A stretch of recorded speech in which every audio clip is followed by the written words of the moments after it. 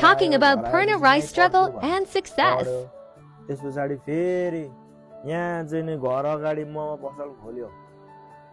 यहाँ गएर कान्छाले मोमो पसल खोल्यो। मोबाइल किन्नुको लागि सुँगुरको खोर सफा गरेर सुँगुर पालेको।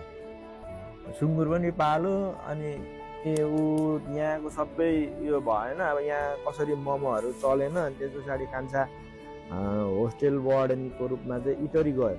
इटरी गएर 2 वर्ष काम गर्यो। 1.5 वर्ष 2 वर्ष काम गर्यो। काम गरेपछि होस्टेल वार्डन म बस्दिनँ भनेर ऊ निस्क्यो। निस्किसकेपछि 2-3 लाख कति आमालाई ल्याइदिएको थियो।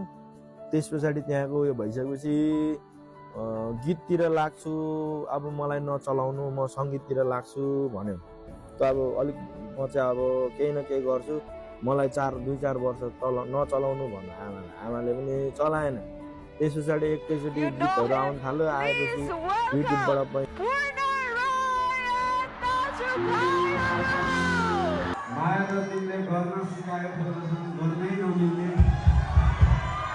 माया त्यही हो दुःखमा साथ दिने माया त्यही हो रुवाई हँसाइदिने संसारै गनिएमै माथि तिमी हुन्छौ सहारा दिने दुनियाँलाई देखाउनु छैन मेरो दुनियाँ तिमी हो।